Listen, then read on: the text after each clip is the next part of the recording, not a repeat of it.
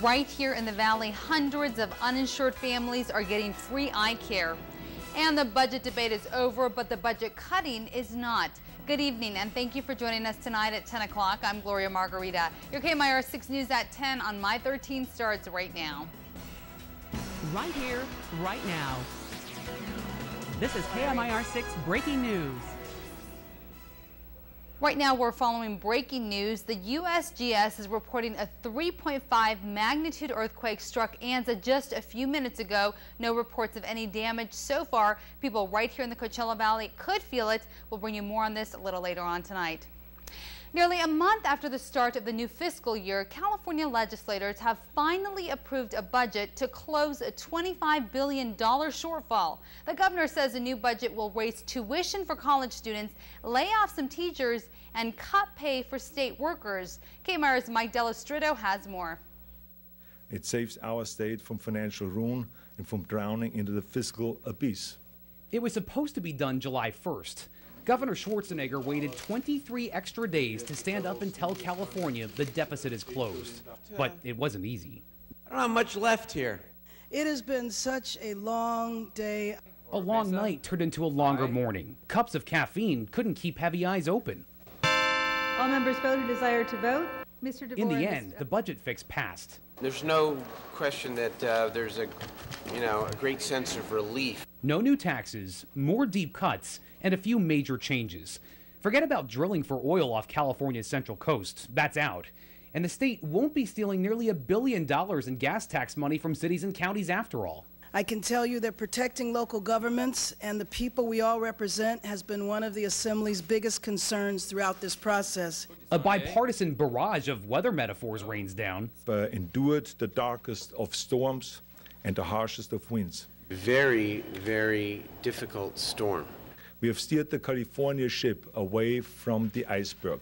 The ship is still in troubled waters.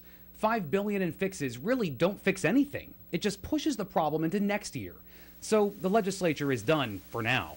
But that storm isn't over. The state just finally got an umbrella. Lawmakers in California say they'll cut eye care for certain patients on Medi-Cal. That leaves people seeing unclearly about where they will go for eye care. So charitable organizations right here in the Valley are stepping up. KMIR 6 reporter Chris Beal has more from Desert Hot Springs.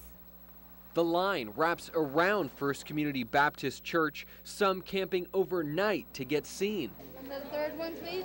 Inside, more than 300 people wait to get their eyes checked, wait for their chance to see again, and it's all free. It's not easy finding a job, so you imagine, trying to keep up with the medical expenses. Yolanda Brown and her daughter can't afford insurance. She's here with her sister, too. All three know they need checkups. But I know I wouldn't be able to pay the full cost. So I'm grateful. My sister complained last week that she needed glasses. I said, see how things work? God is working. The church, Lions Club, and Salvation Army all coming together for this. More than 15,000 pairs of glasses. That's how many are right here. The Lions Club says they're more than happy to help, and so is the church here in Desert Hot Springs. The feeling is absolutely incredible. We're doing exactly what's in our mission statement, which is reaching out into the heart of the community and addressing needs. Organizers call it a sign of the times. This place is packed, but these folks don't need insurance to get an exam here and don't need money.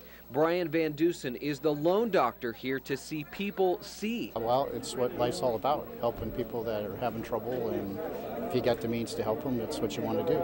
And these are the people he's talking about. The church says it was heartbreaking, but they did have to turn some folks away. But keep your ears open, because there are events that happen like this throughout the year across the valley. Right here in Desert Hot Springs, I'm Chris Beal, KMIR 6 News. California is in a hurry to make cuts. That means redevelopment projects right here in Riverside County could come to a screeching halt the next fiscal year. But we're told current projects are safe and are going forward. Those include the North Shore Yacht Club at the Salton Sea and the Thermal Sheriff's Station. County officials say it's a bright spot in the state funding grab. Right now, police are looking for the person who ran over and killed a man in Coachella and then fled. It happened on Avenue 52 east of Tyler Street just before 1 this morning. Police say 32-year-old Jaime Munoz Jr. of Indio was walking there when he was fatally struck. Right now, police are looking for the hit-and-run driver who was driving a dark-colored pickup truck. Right now, the hunt continues for a man out of Desert Hot Springs. He's suspected of assault with a deadly weapon. He's 33-year-old Jason Sandoval, and deputies say he should be considered armed and dangerous. Authorities say Sandoval was threatening neighbors and shooting his gun. Then officials say the SWAT team couldn't get Sandoval to come out of his mom's house. It ensued into a standoff on Thursday night and into Friday morning. The suspect wasn't inside, though. If you have any information, please call Crime Stoppers at 341-STOP.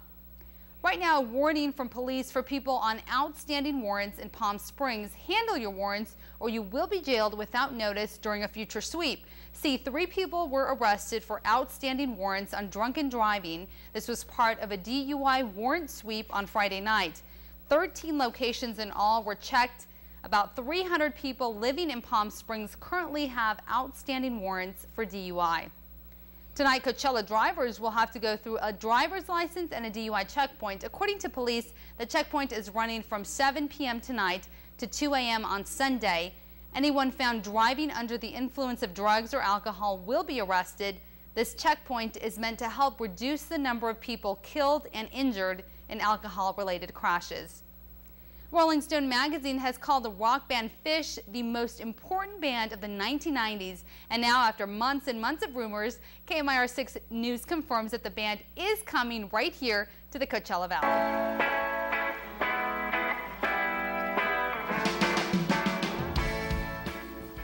Yes, it's official. East Coast jam band Phish will perform a highly anticipated 3-day festival over the Halloween weekend. That's October 31st through November 1st.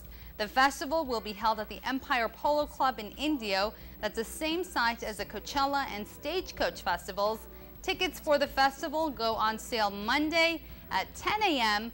A 3-day pass will be $199 plus service charges. Golden Voice, which is the Los Angeles-based promoter, tells KMIR 6 News that local hotels have already been booked since late June, just in anticipation of the festival. If you want more information, check out our website at KMIR6.com. A lot of excitement there. Well, muggy conditions combined with the desert heat made for another sticky night. Let's get a check of your forecast tonight. Ashley DiMartino joins us with your first forecast tonight at 10 o'clock. Ashley. Well, we've definitely been feeling the humidity around the valley this afternoon. A lot of monsoonal moisture coming up from the south. Heading into the evening, the clouds have begun to thin out just a bit. We probably saw some isolated showers around the valley as well. But for the most part, things are going to start to dry out over the next 24 hours. We are going to see just a few clouds, a little bit more sunshine.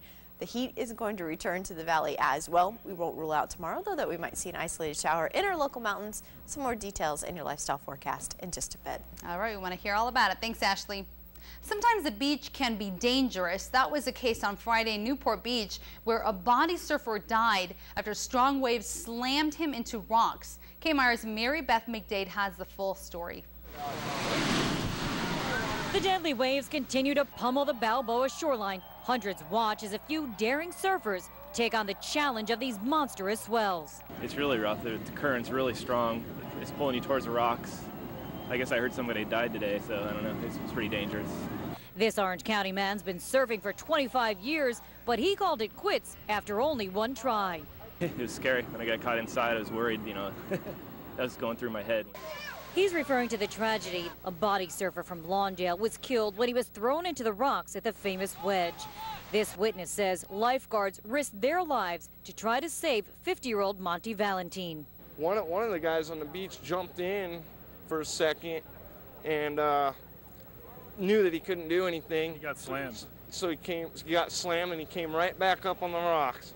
He even tried to help the guards with the rescue. He says all were being tossed and turned by the big 20-foot surf. But there's a huge freak set behind that. It was non-stop. They finally managed to get him in the boat, but he died later at a hospital. I noticed his eyes were kind of dilated, and first they looked gray. The white part looked completely gray, and he had foam coming out of his mouth and out of his nose. Were you scared? It was pretty scary. Residents in Central Florida are cleaning up after a powerful storm ripped through their community on Friday evening. 163 homes were damaged by the tornado-producing storms in the city of Port Orange. Police say that so far there's only one report of a minor injury from flying glass and there are no fatalities. Meteorologists say the storm was spawned by ocean breezes from either side of the Florida coast converging in the center of the state. There's much more coming your way tonight on your KMIR 6 News at 10 on My13. An 11-year-old is caught on tape taking a teacher's car for a joyride. And imagine surviving a fall from 2,000 feet and wanting to do it again. Well, still to come, a base jumper talks about a nearly fatal crash. You don't want to miss this story.